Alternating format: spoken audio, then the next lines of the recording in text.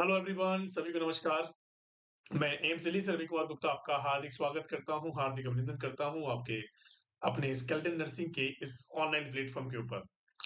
आप सभी को पता है कि आज इस लेक्चर के अंदर, आज इस क्लास के अंदर हम क्या बात करने वाले हैं कि एक्सपेक्टेड जो कट ऑफ रहने वाली है एम्स सीआरई की, उसके बारे में हम यहाँ पे बात करेंगे। पहली चीज कि एम्स सीआरई के लिए मैं ज्यादा कुछ नहीं कहना चाहता हूं कि एम्स सीआरई का कैसा पेपर रहा है, कैसा आपका एनालिसिस रहा है। उन सब चीजों के बारे में बात करना एक बेवकूफी है। जैसे कि आपने देखा कि एम्स सीआरई ने, मतलब एम्स लेवल के एक एग्जाम ने, एक लेवल का एग्जाम माना जाता है कि एम्स जो नॉर्सेट है, एम्स सीआरई जो है, वो एक लेवल का एग्जाम पूछता है, सारी सब्जेक्ट्स को कंबाइन करके पूछता है। लेकिन उसने आज अपना जो पेपर है, जो 26 तारीख को जो आपका पेपर लगा है, उस पेपर के अंदर उसने अपनी सारी हदें पार कर दी हैं। उसने क्या कर दी हैं? अपनी सारी हदें पार कर दी हैं। सारी हदों से मतलब कि उसने सारे के सारे क्वेश्चंस कहाँ से डाल दिए हैं? एचआईबी से डाल दिए हैं, एआरडीएस से डाल दिए हैं, कहाँ ट्यूबरक्लोसिस से डाल दिए हैं, सारे के सारे क्वेश्चंस कम्युनिटी से डाल दिए हैं। कहाँ से डाल दिए हैं? कम्युनिटी से डाल दिए हैं, ओबीजी से डाल दिए हैं। तो यही सारे क्वेश्चंस जो हैं, इन देखो ये जो चीजें हैं, ये इंपॉर्टेंट टॉपिक्स में आते हैं भाई, कि ये बहुत ज्यादा इंपॉर्टेंट टॉपिक्स होते हैं। लेकिन ये तो नहीं हो सकता ना कि एक ही सब्जेक्ट को पढ़ के या एक ही टॉपिक को पढ़ के आप एग्जाम को क्रैक कर लोगे। पॉसिबल नहीं है ना। अभी तक तो सर आपने हमें यही बताया था कि सर सब सब्जेक्ट को कवर अप करके चलना है, सारे सब्जेक्ट्स का इतना मटेरियल होता है।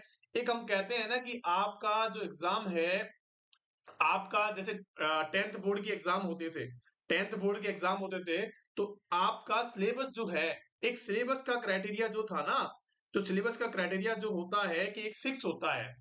सिलेबस का जो क्राइटेरिया है, एक फिक्स होता है कि आपको क्या करना है, कि कितने नंबर कौन से सब्जेक्ट से मिलने वाले हैं, कितना नंबर का कौन सा सब्जेक्ट से मटेरियल आने वाला है, कौन से टॉपिक से जितना मटेरियल आने वाला है। वो आज नॉर्सेट ने क्या कर दिया है बच्चों? नॉर्सेट ने आज उसको पानी फेर दिया है। ठीक है। नॉर्सेट ने अपनी हम कहते हैं ना कि बिल्कुल ही इसने अपने उम्मीदों पे पानी फेर दिया है कि सर अब हम क्या करें, कि पढ़े तो क्या पढ़े, कौन से टॉपिक को पढ़ के जाए कि उससे क्वेश्चंस आ जाए और वो हमारी क्या सिलेक्शन करवा दे, वो टॉपिक हमारा सिलेक्शन करवा दे। तो बच्चों एक चीज इससे समझने एक जो चीज है वो समझने वाली ये है कि इस एग्जाम को देके हमें एक चीज का पता तो लग गया है कि आप हमेशा जितनी भी सारी चीजें हैं उनको पढ़ के जाइएगा। अगला अगला जो नॉर्सेट जो 8 है, वो क्या पता न्यूट्रिशन से रख दे, माइक्रोबायोलॉजी से रख दे, बायोकेमिस्ट्री से रख दे। ठीक है। कहीं से भी क्वेश्चन आ सकता है। जैसे इससे नॉर्सेट 7 जो था, हमारा नॉर्सेट 7 हुआ था, उसके अंदर साइकेट्रिक के क्वेश्चंस बहुत ज्यादा आए थे कि साइकेट्रिक भर दी, उसने उससे पहले पीडिया भर दी। तो ऐसे तरीके के क्वेश्चंस आजकल बनने लगे हैं। आजकल क्वेश्चन पेपर ऐसे बनने लगा है कि बस आपसे तो एक ही काम करवाएंगे वो लोग, कि आपसे तो सिर्फ एक ही काम करवाएंगे वो लोग, कि अगर एचआईवी से क्वेश्चन दे दिए तो एचआईवी का काम करवाएंगे। ऐसा नहीं होता है। जबकि एम्स वालों को प्रैक्टिकल होना पड़ेगा कि आप जिस बंदे से जो काम करवाना चाहते हो उसके रिगार्डिंग आपको क्वेश्चंस पूछने हैं। प्रायोरिटी बेस्ड क्वेश्चंस का ये कॉन्सेप्ट लेके आया था बहुत पहले, कि अगर मैं बात करूं तो बहुत पहले वन लाइनर क्वेश्चंस हुआ करते थे। उसके बाद इसने प्रायोरिटी बेस्ड क्वेश्चंस चालू किया। आज का जो पेपर है बिल्कुल ही अनएक्सपेक्टेड कर दिया है। तो ऐसा पेपर, हम कह सकते हैं कि ऐसा पेपर जो है कि सब बच्चों के लिए एक हार्ड हो सकता है, क्योंकि काफी बच्चे ऐसे होते हैं जिन्होंने एचआईवी नहीं पढ़ा है अभी तक। काफी बच्चे ऐसे हैं जिन्होंने एचआईवी नहीं पढ़ा है, एआरडीएस नहीं पढ़ा है। बहुत सारी चीजें हैं, क्योंकि बहुत सारी चीजें हैं जो उन्होंने नहीं पढ़ी हैं, वो उन्होंने स्किप कर दी हैं। वो सिर्फ बच्चे कहाँ ध्यान देते हैं कि भैया हमें तो एमएसएन के ऊपर ध्यान देना है, ओबीजी के ऊपर ध्यान देना है, पीडिया के ऊपर ध्यान देना है ना? और एफओएन के ऊपर ध्यान देना है, साइकेट्री के ऊपर ध्यान देना है। मतलब हम कह सकते हैं कि जो गिनी-चुनी सब्जेक्ट्स है ना, जो मेजर सब्जेक्ट्स हैं, उनको छोड़ के एम्स एग्जामिनर ने एमसीआरई के पेपर में उसने क्या कर दिया है कि एक ही टॉपिक को रख दिया, कि एचआईवी से सारे क्वेश्चंस दे दिए। बच्चों ने पहला स्लॉट खोला, एचआईवी से देखने को मिला, दूसरा स्लॉट खोला, वो भी एचआईवी से देखने को मिला, तीसरा स्लॉट खोला, वो भी एचआईवी से देखने को मिला, और चौथा स्लॉट भी एचआईवी के देखने को मिला। मिला या नहीं मिला बच्चों? कि सर बिल्कुल मिला। तो इसके लिए हम एक ही बात को कहना चाहेंगे कि बच्चों, इसकी जो कट ऑफ आपकी रहने वाली है वो अनएक्सपेक्टेड है। जैसा हमने एनालिसिस किया है बच्चों के साथ बात करके, हमारी जो टीम ने बात करके बच्चों के साथ एनालिसिस किया है, और जो हमारे ग्रुप के अंदर जो बच्चों के मैसेज आ रहे हैं लगातार कि सर हमारा इतना क्वेश्चन सही हो सकते हैं, इतने क्वेश्चंस हमने करे हैं। और एक चीज और कि इसमें जो क्वेश्चन पेपर के अंदर जो सारे हम कह सकते हैं जो क्वेश्चंस थे ना, वो एक दूसरे से इंटरकनेक्टेड थे। अगर आपने पहले क्वेश्चन को पढ़ा है तो आपको वो कहीं ना कहीं घूम फिरा के 15वें क्वेश्चन पे या फिर दूसरे स्लॉट के अंदर देखने को मिला। मिला या नहीं मिला? तो वही सारी चीजें इसके अंदर बताई है। तो उसी हिसाब से हमने एक एक्सपेक्टेड कट ऑफ आपके लिए लेके आए हैं कि क्या आपकी कट ऑफ रहने वाली है। काफी बच्चों के लगातार कॉल मैसेज आ रहे हैं कि सर हमारी जो कट ऑफ है वो एक्चुअल में क्या रहेगी, कि हमारी जो एक्चुअल में जो कट ऑफ है जनरल कैटेगरी की है, काफी बच्चे ओबीसी से हैं, ईडब्ल्यूएस से हैं। कि सर एक बच्चे का फोन आया कि सर मैं ईडब्ल्यूएस से हूँ, मेरी कितनी कट ऑफ रहेगी, मैंने 73 क्वेश्चन अटेम्प्ट किए हैं, अब पता नहीं मुझे कितने क्वेश्चन उसके अंदर गलत हैं, कितने क्वेश्चन सही होंगे। ठीक है, तो डजंट मैटर, आपको बिल्कुल भी हेडेक लेने की जरूरत नहीं है। आपको सिर्फ और सिर्फ ये समझना है कि अब हमें क्या करना है। ठीक है, सबसे पहली चीज आपसे कट ऑफ के बारे में अगर मैं बात करूं, देखो जैसा पेपर आपका गया है ना, वैसा ही सबका गया है। जैसा पेपर आप लोगों का गया है वैसा ही सब लोगों का गया है, तो बिल्कुल हेडेक लेने की जरूरत नहीं है। अब पहले इसके हम क्वालिफाइंग क्राइटेरिया की बात करते हैं। क्वालिफाइंग जो क्राइटेरिया था, इसका जो क्वालिफाइंग क्राइटेरिया था वो क्या था बच्चों, देखो इसके जो क्वालिफाइंग क्राइटेरिया था जो हमारे नोटिफिकेशन के अंदर आ रखा था कि आपको, अगर आप यूआर कैटेगरी से हो, अगर आप यूआर कैटेगरी से, तो आपको कितने परसेंट क्वालिफाइंग मार्क्स चाहिए होते हैं। अगर आप 40% का क्राइटेरिया फुलफिल करते हो तो, अगर आप 40% नंबर लाते हो तो आप क्वालिफाइंग लिस्ट के अंदर आ जाओगे। कितने परसेंट तक, कि बच्चों अगर आप 40% तक क्या करते हो, 40% तक अगर आप लाते हो तो क्या कर जाओगे, उसको क्वालिफाई आप कर जाओगे। ठीक है, अगर मैं आपसे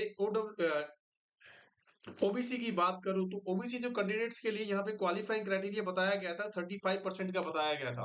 ठीक है, जो एसटी एससी वाले कैंडिडेट्स हैं वहां पे कितना परसेंट बताया था, कि सर 30% का क्राइटेरिया यहाँ पे फुलफिल किया गया था, कि सर इतने नंबर्स तो आपको लाने ही लाने हैं, अगर इससे नंबर कम आते हैं तो आप क्वालिफाइंग लिस्ट में भी नहीं होंगे। ठीक है, अब इसकी बात देखो, अगर मैं आपसे करूं कि एक जो क्वेश्चन था वो कितने मार्क्स का था, कि सर 4 मार्क्स का था। तो हमारे टोटल कितने क्वेश्चंस आए थे, कि सर 100 क्वेश्चन का पेपर था, तो कितने हो गए, कि सर 400 क्वेश्चंस हो गए, कि सर 400 नंबर्स हो गए। कितने नंबर हो गए मेरे प्यारे बच्चों, कि सर 400 नंबर आपको देखने को मिल गए हैं, कि 400 नंबर का पेपर था और 100 क्वेश्चंस थे और 90 मिनट के अंदर हमें करना था। चलो ये बात तो हमारी क्राइटेरिया की बात होगी कि सर इतने क्राइटेरिया आपको फुलफिल करना है। अब एक बच्चा है यूआर कैटेगरी से है, ठीक है, यूआर कैटेगरी से है, एक बच्चा है, उसको अपने सपोज दैट कि उसने कितने क्वेश्चंस किए होंगे। अगर उसकी क्वालिफाइंग क्राइटेरिया की बात करें कि वो क्वालिफाई अगर 40% लाता है तो जस्ट वो क्वालिफाई होता है, ना कि सिलेक्ट होता है। इस बात का ध्यान रखना कि वो आपका क्वालिफाइंग क्राइटेरिया है। इसकी एक लिस्ट निकलेगी, 1.5 गुना या 2 गुना बच्चों को बुलाया जाएगा, उनके बाद 1.5 गुना या 2 गुना बच्चों की क्या निकलेगी, लिस्ट निकलेगी। उसके अंदर आपको डिसाइड किया जाएगा। ठीक है, जैसे अगर मैं बात करूं इसकी सॉरी इसकी तो फिक्स डेट निकलेगी कि इन बच्चों का सिलेक्शन हो चुका है। क्या निकलेगी, इन बच्चों की एक फाइनल लिस्ट निकलेगी कि इन बच्चों का सिलेक्शन हो चुका है। अगर आप क्या करते हो, क्वालिफाइंग क्राइटेरिया को पार करते हो, अगर जो बंदा बिलो क्वालिफाइंग क्राइटेरिया है तो उसका सिलेक्शन तो सोच ही मत। ठीक है, सोचो ही मत। अगर यूआर कैटेगरी से आप हो तो आपको कम से कम 60 टू 65% मार्क्स लाने पड़ेंगे बच्चों। 60 टू 65% का मतलब समझ रहे हो, कि अगर किसी बच्चे ने 100 क्वेश्चन किए, 100 क्वेश्चन का पेपर था तो उसको 60 से 65 क्वेश्चन एकदम सटीक आंसर में चाहिए। अगर उसके 60 से 65 क्वेश्चन सही हैं, यूआर कैटेगरी के बंदे के अगर 60 से 65 क्वेश्चन अगर सही करके आया है, अगर उसके 60 क्वेश्चन से 65 क्वेश्चन तक सही बैठते हैं तो वो 100% हम कह सकते हैं कि वो एक एक्सपेक्टेड है कि उसका सिलेक्शन बहुत जल्दी हो जाए, जल्दी-जल्दी चांसेस हैं। ठीक है, बहुत ज़्यादा चांसेस हैं, 99% चांसेस हैं उसके। कितने परसेंट है बच्चों, कि उसके 99% चांसेस हैं सेलेक्ट होने के। कितने परसेंट है, 99%। आगे बात समझ में, कि अगर जिस भी बंदे के 60 से 65 क्वेश्चंस अगर उसने करेक्ट किए हैं, तो उसके ज़्यादा से ज़्यादा चांसेस बन रहे हैं सिलेक्शन होने के।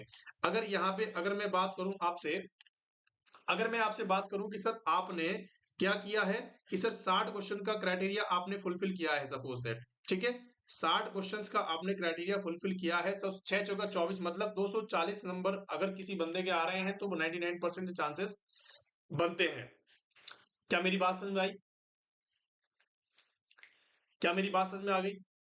चलिए, अब मैं आपसे बात करता हूं कि सर ओबीसी कैटेगरी के जो बंदे हैं, ओबीसी कैटेगरी की हम बात कर लेते हैं कि सर ओबीसी जो कैटेगरी है, ओबीसी कैटेगरी के जो क्वालिफाइंग क्राइटेरिया कितना बताया गया, सर 35% का क्राइटेरिया है, कोई इतना अगर 35% का उनके लिए क्राइटेरिया है, तो अब हमें क्या करना है कि सर इन बंदों को, अगर ओबीसी का कोई कैंडिडेट है तो ओबीसी के कैंडिडेट को कम से कम, वैसे तो ज्यादातर जो कट ऑफ होती है वो ओबीसी और ज्यूअर कैटेगरी की सेम होती है। अगर मैं यहाँ पे बात करूं कि जो जनरल वालों का तो 60 से 65% का क्राइटेरिया फुलफिल करना पड़ेगा।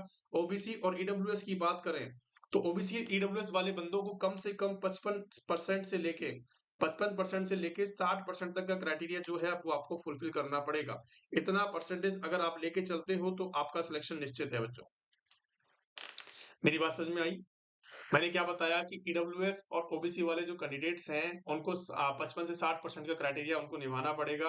55 से 60% का मतलब क्या हो गया कि 220 से लेके, कि आपको 220 नंबर से लेके 220 से लेके 240 नंबर तक का आप अगर आपके मार्क्स आते हैं तो आप 99% इसके अंदर हो, सिलेक्शन के दायरे के अंदर हो। आगे बात समझ में? चलिए, अब मैं बात करता हूं कि सर एससी एसटी के लिए क्या रहेगा। एसटी एससी के क्राइटेरिया जो है वो यहाँ पे कितना रखा गया है बच्चों, यहाँ पे अगर मैं आपसे बात करूं तो कितना रखा गया है कि सर एससी एसटी के लिए यहाँ पे 30% का क्राइटेरिया रखा गया है। 30% का मतलब समझ रहे हो कि 120 नंबर से 120 मार्क्स से अगर किसी के ऊपर भी है तो वो किसके अंदर आएगा, क्वालिफाइंग लिस्ट के अंदर आ जाएगा। अब जब क्वालिफाई हो गया तो उसको सिलेक्शन के लिए कितने चांसेस चाहिए, क्योंकि इसके अंदर भी कंपटीशन होता है, क्योंकि इन लोगों के अंदर भी मतलब जो एसटी एसटी कैंडिडेट कैटेगरी है उनके अंदर भी क्या होता है, कंपटीशन होता है। तो उसके अंदर कंपटीशन होने की वजह से आपको कम से कम 50 टू 55% का क्राइटेरिया फुलफिल करना पड़ेगा। मतलब आपको एटलीस्ट 200 से 220 नंबर तो लाने ही पड़ेंगे। इतने नंबर आने पे ही आपके चांसेस जो है वो 99% बन जाते हैं बच्चों। आई बात समझ में? अगर इतना क्राइटेरिया आप फुलफिल करते हो जैसा कि मैंने आपको बताया है, जैसा कि हमने इस टीम को हमारी जो टीम है उसने इसको ज्ञात किया है कि सर इतना एवरेज निकल के आता है। ये बच्चों सारी जो कट ऑफ मैंने आपको बताई है वो एक्सपेक्टेड है। कैसी है? एक्सपेक्टेड है। एक्सपेक्टेड का मतलब है अनुमानित है। अनुमानित का मतलब कि आपने हमने जो लोगों ने हमें बताया है, जो स्टूडेंट्स ने हमें बताया है उसके हिसाब से इस कट ऑफ को यहाँ पे रखा गया है। आगे बात समझ में है तो आप इस वीडियो को जरूर देखें। अगर आपको पसंद आई हो तो प्लीज शेयर करें, लाइक करें हमारे चैनल को। और आने वाली जो एग्जाम्स आ रही हैं, आरआरबी का एग्जाम है, एमपीसीएचओ का एग्जाम है, यूपीसीएचओ का है, राजस्थान सीएचओ का एग्जाम भी आ रहा है, और नॉर्सेट 8 जो स्पेशल हम उसके लिए तैयारी करवाते हैं, जो नॉर्सेट 8 का जो एग्जाम है उसके लिए भी हम क्लासेस जो है वो कंटिन्यू रहेंगी। हमारी यूट्यूब पे क्लासेस रहेंगी और जल्दी हमारा ऐप भी लॉन्च होगा, तो उसके लिए भी आप प्रिपेयर रहें।